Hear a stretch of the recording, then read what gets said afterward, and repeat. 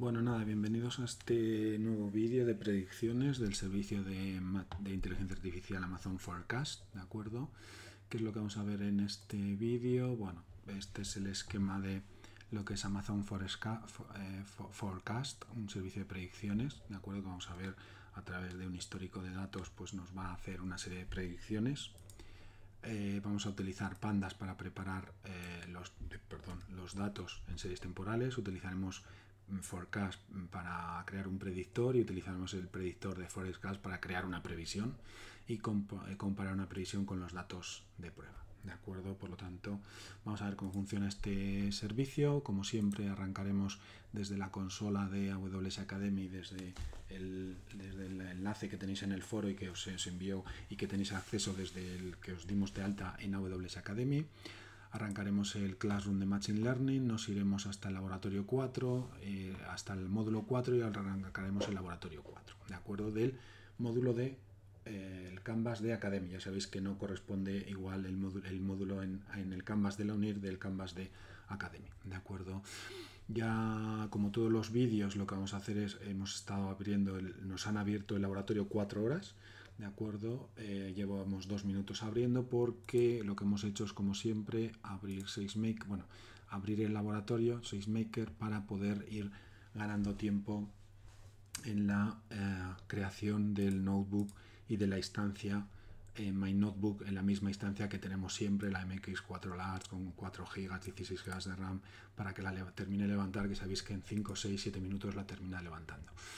Vale, a partir de aquí también queremos comentar unas nuevas cosas. Si bien vamos a trabajar con SageMaker y dentro de un notebook, si vamos a servicios, fijaros que en Machine Learning yo tengo un servicio que se llama Forecast, ¿de acuerdo? Entonces, que no lo veo, aquí está, ¿de acuerdo? Vale, Forecast o el servicio de predicciones es un servicio de inteligencia artificial, mientras que el servicio de SageMaker es un servicio de Machine Learning, ¿de acuerdo? Si os lo dibujo aquí de una forma muy rápida mientras carga la máquina, si esto es lo que se llama Deep Learning, inteligencia con redes neuronales, esto sería Machine Learning. El Deep Learning es un subconjunto de Machine Learning, aquí está SageMaker, y luego tengo servicios de inteligencia artificial, servicios de alto nivel que ya han sido generados en este caso por el proveedor de nube que es AWS, pero sería lo mismo en los servicios correspondientes en otras nubes como pueda ser Azure o Google Cloud, y entre ellos tengo aquí el servicio Forecast, ¿de acuerdo?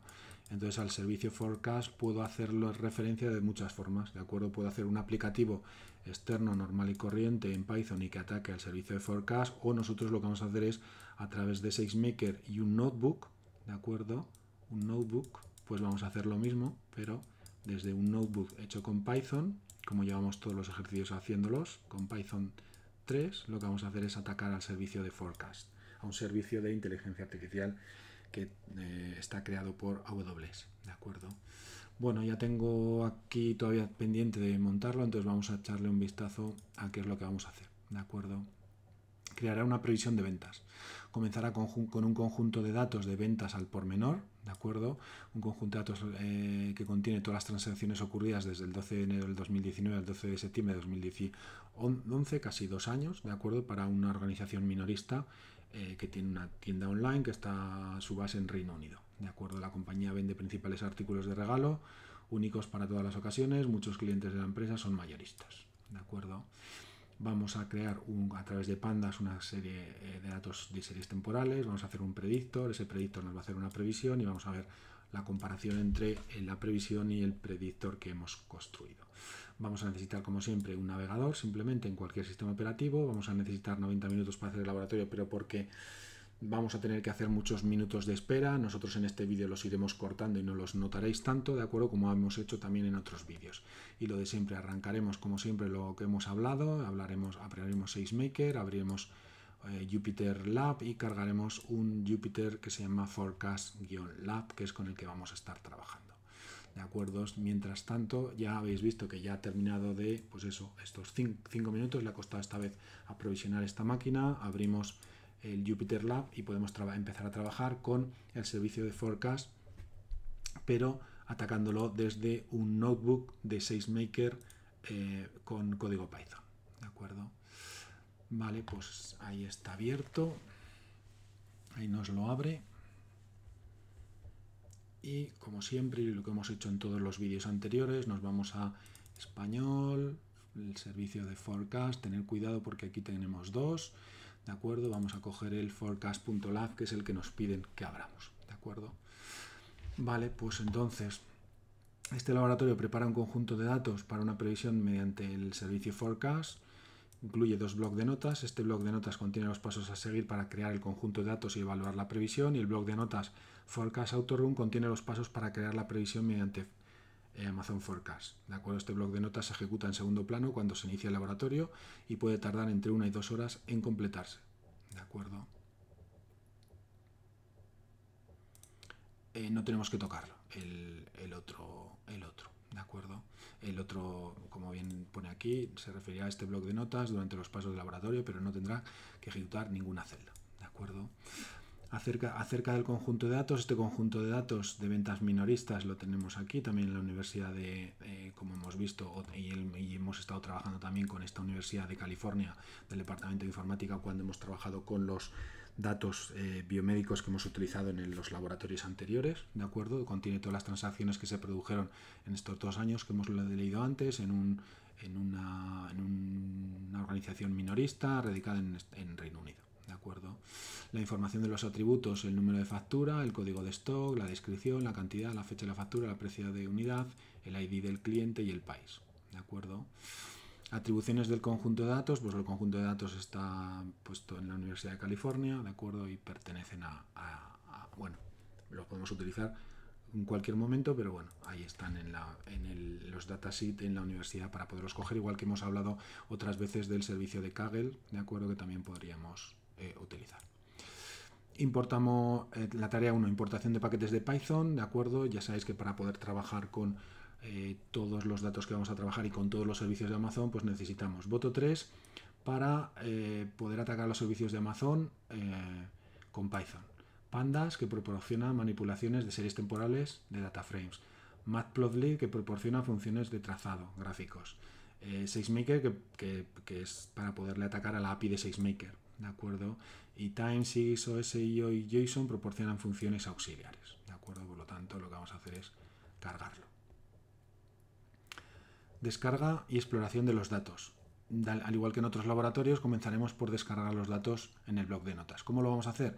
Lo vamos a coger de un bucket de S3, ¿de acuerdo? Ejecutamos esto y lo único que va a hacer es copiar los datos de un bucket de S3 y nos lo trae aquí directamente, ¿de acuerdo? Por lo tanto, está descargándose el fichero y ya lo tenemos aquí en la parte de la izquierda, ¿de acuerdo? Lo veis aquí que lo tengo en este fichero que lo tengo aquí. Lo único que ha sido es he ejecutado un código a través de la librería Boto3 a través de AWS CLI utilizo un código que es AWS-S3CP, que es copy de un bucket aquí directamente y que me lo descargue si tuviera subcarpetas, ¿de acuerdo? Los formatos están en formato de Excel y Pandas puede leer archivos directamente de Excel, ¿de acuerdo? Bueno, estos datos tardan 1 o 2 minutos en cargarse, ¿de acuerdo? Vamos a leer los datos.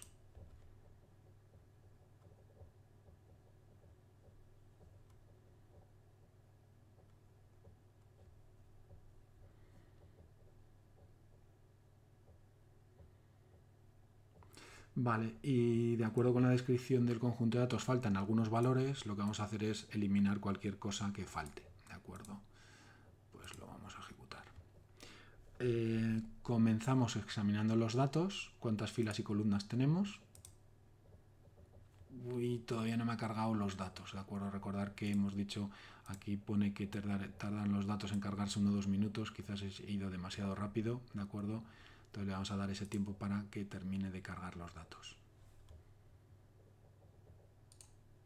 Vale, ya los ha terminado de cargar, ¿de acuerdo? Y entonces me dice que tiene 417.000 filas y 8 columnas, ¿de acuerdo? Por eso tenía un poquito de datos para cargar, ¿de acuerdo? Porque ya ves que son 2 años de datos de un comercio minorista, ¿de acuerdo? ¿Cuáles son los tipos de datos? ¿De acuerdo? Pues en este caso, tipos de objeto, tipos de tiempo, de objeto, de enteros y de fecha, ¿de acuerdo? ¿Cómo se ven los datos? Si cogemos los 20 primeros, pues los vemos así. El número de la transacción, 489.434, ¿de acuerdo? Con la descripción, la cantidad, la fecha, el precio, el cliente, el país. Ya hemos quedado que eran todos datos de Reino Unido, ¿de acuerdo?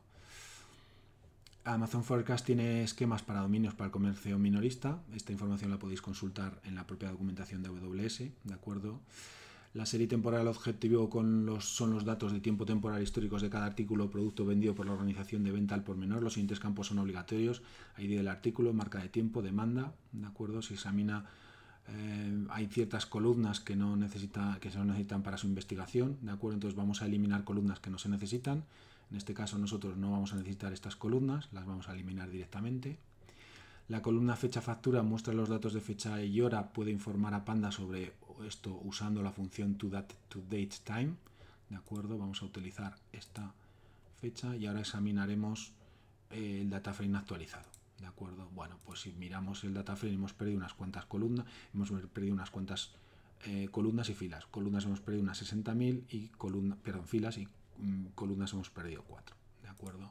Si mostramos otra vez los datos, pues vemos que pues en los primeros tengo, en este caso, el código de stock, la cantidad, el precio y el país, que es lo único que nos interesa en principio, ¿de acuerdo? En la fecha de facturas el índice se muestra en la primera columna, ¿de acuerdo? Para seleccionar todas las filas de una fecha especificada podemos ejecutar este código, ¿de acuerdo? Puedo utilizar partes de una fecha, intervalos, para verlas desde enero a febrero, por ejemplo, ¿de acuerdo? Podemos hacer preguntar desde cuándo empieza hasta cuándo termina, con el máximo y el mínimo del tiempo, ¿de acuerdo? Con Pandax puedo extraer la información de fechas fácilmente también, ¿de acuerdo? Y ahí tengo la información de fechas también. El conjunto de datos que tenemos ahora incluye las compras realizadas entre noviembre y diciembre del 2010, ¿de acuerdo? Vamos a sacar a través de un gráfico la información de esas fechas, de esos meses, ¿de acuerdo? Vamos a estudiar también la estacionalidad durante la semana. Vemos aquí lunes, martes, miércoles, bueno, diferentes opciones que podría hacer con todas las librerías que hemos cargado al principio de este ejercicio, ¿de acuerdo? Vamos a hacer una limpieza y una reducción del tamaño de los datos, ¿de acuerdo? En esta tarea reduciremos el tamaño de los datos, también eliminaremos cualquier anomalía, como son precios negativos, valores atípicos o datos del país, ¿de acuerdo? Examinaremos los datos del país, ¿de acuerdo? Miraremos cuántos países hay, pues, y cuántas son, pues de Reino Unido son la mayoría, pero bueno, también hay compradores de otros países, ¿de acuerdo? Vamos a filtrar por Reino Unido, ¿de acuerdo? Y entonces tenemos ahí unos cuantos filtrados por Reino Unido, pues en este caso 5, ¿de acuerdo? Vamos a evaluar el código de stock y la eliminación de anomalías, ¿de acuerdo? Entonces examinamos la distribución de la columna del código de stock, ¿de acuerdo? Por código, en la columna de código de stock nos salen estos datos, hay 4.015 valores, ¿de acuerdo? Yo puedo hacer una gráfica para ver cómo se distribuyen esos valores, ¿de acuerdo? Ahí parece que vemos que hay productos con altas ventas, mientras que que se podrían investigar estos datos más profundamente, ¿de acuerdo? Vamos a mirar estos datos más profundamente y pues ahí vemos que parece que hay cantidades negativas y hay picos muy grandes durante todo el año. Pues estos picos que tenemos aquí son muy grandes y hay también valores negativos, ¿de acuerdo? Las cantidades negativas y cero podrían afectar a las previsiones. Si no sabe por qué existen estos valores, para facilitar las cosas por ahora eliminaremos las negativas y las de cero, ¿de acuerdo? Que nos suponen un problema a la hora de hacer la predicción, ¿de acuerdo? Y entonces nos quedaría el gráfico correspondiente que acabamos de ver, ¿de acuerdo? El valor de código de stock de M parece inusual. Si tuviera acceso a un experto en el dominio podría aprender acerca de la importancia de M. Debido a que no puede preguntar a un experto en el dominio para este laboratorio, es todo lo que tenga un valor de código de stock M, ¿de acuerdo? Porque no conocemos las intríngulis de este dataset, ¿de acuerdo? Entonces lo que vamos a hacer es un ejemplo de cómo eliminar ciertas entradas en el dataset que no nos interesan en este caso, ¿de acuerdo?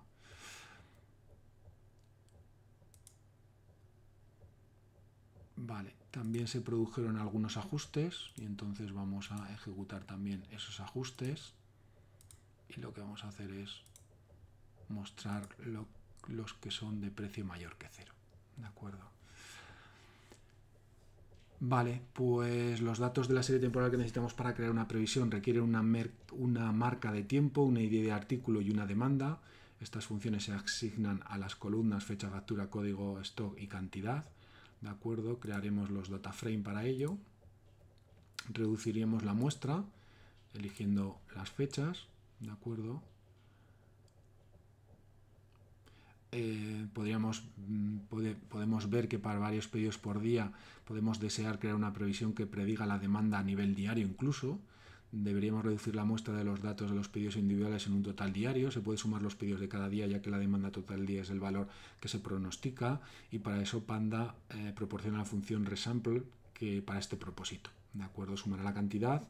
La columna cantidad también restablecerá el índice en función del valor fecha factura. ¿De acuerdo? Y todo ello lo vamos a hacer con el siguiente código que vamos a ir ejecutando. ¿De acuerdo? Bueno, es mucho código de ejecución que alguno de ellos no tenemos por qué conocer. ¿De acuerdo? Vale. Y el pedido tiene una sola entrada para cada día. Ya. Repite este proceso para los datos de la serie temporal. Ahí los tenemos.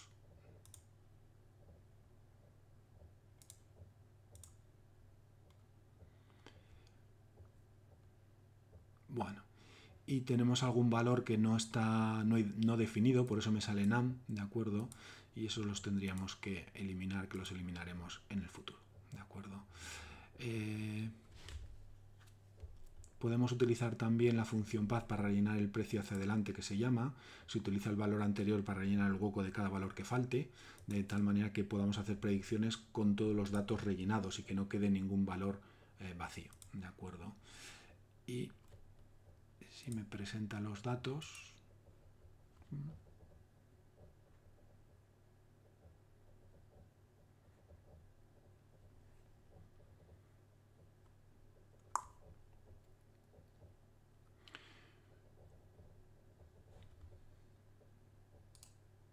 he visto que me salía un error, pareció aquí, y es que no me habían salido todavía los datos estos con el NaN que estamos comentando, de acuerdo, por lo tanto no me había cargado los datos correctamente todavía, y lo que vamos a hacer es, ahora me debería de salir correctamente los datos. Ya hemos visto que hemos cambiado los datos que tienen un valor anterior que se llama NaN, de acuerdo, los aproximamos al valor aproximado, al precio aproximado, ¿de acuerdo? Para no tener valores no identificables que no podrían servirme para hacerme la previsión, ¿de acuerdo? Haremos la revisión revisionaremos la creación de la previsión, ¿de acuerdo?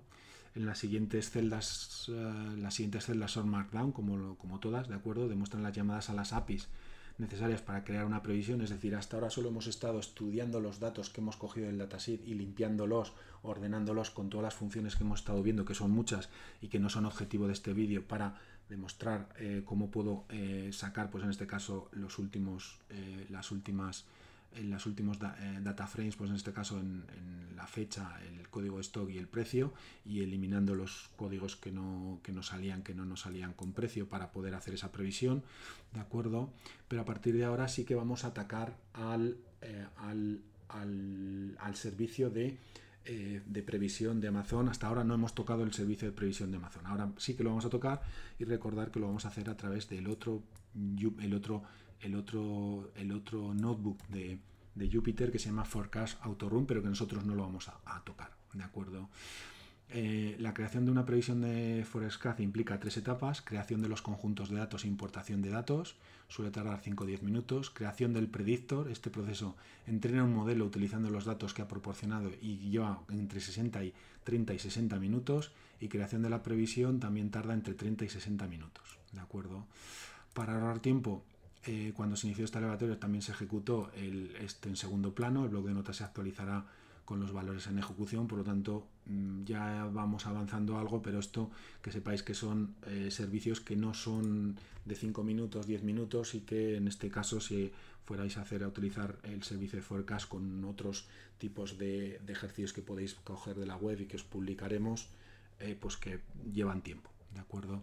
Por lo tanto, para ahorrar tiempo, cuando se inició este laboratorio también se ejecutó el fichero Forecast Autorun en segundo plano. El bloc de notas se actualizará con los resultados una vez que finalice la ejecución, demorará más de una hora, ¿de acuerdo?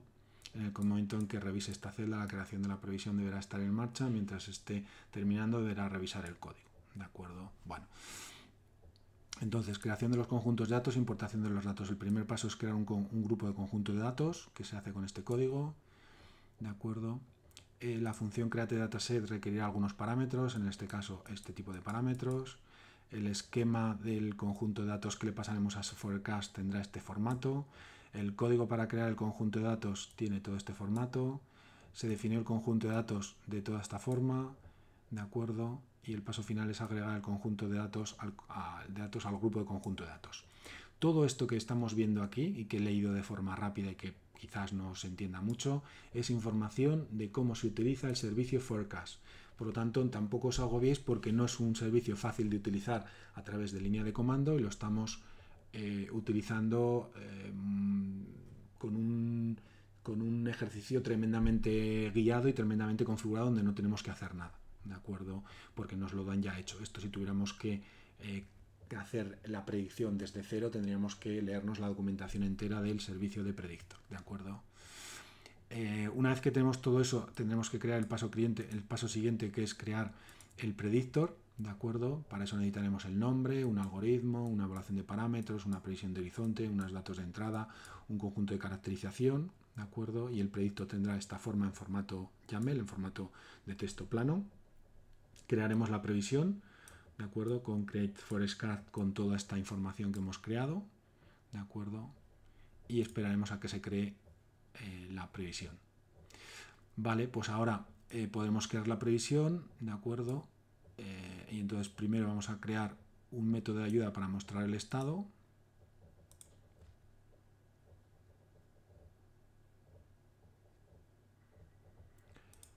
Luego creamos las instancias de la previsión y los objetos de consulta de previsión. Leeremos la variable de la tienda y probaremos si se ha definido la previsión. Una vez definida la previsión, esperaremos hasta que su estado se active. ¿De acuerdo? Bueno, pues todo ello hay que hacer para crear la previsión con respecto a un conjunto de datos que hemos limpiado con anterioridad. ¿De acuerdo? Esto es lo que nos va a llevar muchísimo tiempo, y una vez que termine podremos hacer el uso de la previsión en la tarea 6 y posteriormente la limpieza de todo lo que hemos realizado con todo este código que tenemos.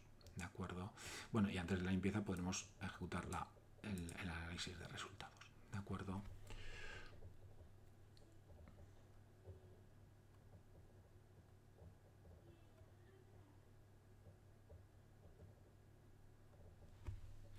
Bueno, como todo ello va a llevar como 60 o 70 minutos, y ya lo que nos queda es poco, lo dejamos como tarea para que lo hagáis vosotros poco a poco, ¿de acuerdo? Pero no os agobiéis con el servicio de predictor de Forecast, porque lleva mucho configuración que no conocemos de código de Python, lleva mucho código de saber cómo funciona el servicio de predicción, de cómo podemos atacar a las APIs del servicio, y todo este código que hemos estado viendo aquí, que no es muy difícil conocer para esta primera aproximación que hemos hecho al servicio, ¿de acuerdo? Por lo tanto, intentar ejecutar el servicio, intentar llegar a ver si podéis llegar hasta este punto 6 de uso de la previsión cuando termine este apartado, que le costará pues eso, 65 minutos, una cosa así, ¿de acuerdo? Y intentarlo, si no iremos viéndolo en el foro, pero tampoco os agobiéis porque ya veis que es es un servicio que primero hay que trabajar el conjunto de datos, hay que meterle el conjunto de datos dentro del servicio, pero hay que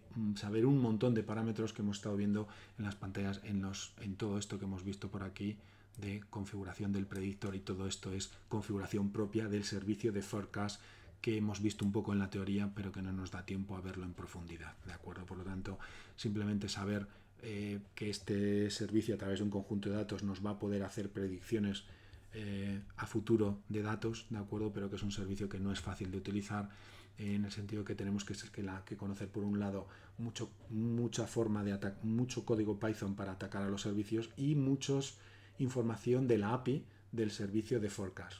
Recordar que todos los servicios de Amazon van alojados, van lanzados o los podemos atacar a través de las APIs de los servicios, en este caso con Python, con una librería de código que se llama Boto3, ¿de acuerdo? Y todo ello hace bastante complejo el acceso a forecast desde estos notebooks que estamos empezando a ver en este curso de Machine Learning Foundation, y es una primera aproximación, y no hay que agobiarse porque no tenéis por qué conocer todos estos códigos, ¿de acuerdo? Bueno, sin más, nos veremos en el siguiente vídeo, donde hablaremos de otro servicio de alto nivel de AWS, que en este caso es Recognition, que es reconocimiento de fotos, ¿de acuerdo?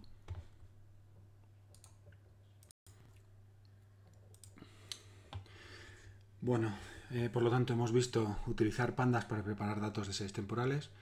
Hemos utilizado forecast para crear un predictor, ya habéis visto que el código no es fácil, y utilizamos el predictor para hacer una previsión, que lo hemos dejado trabajando porque tarda entre 60 y una hora para realizar la predicción, ¿de acuerdo? Y luego simplemente habría que comparar la previsión con los datos de prueba, con los códigos que nos salen en el dibujo, en el laboratorio, que lo dejamos como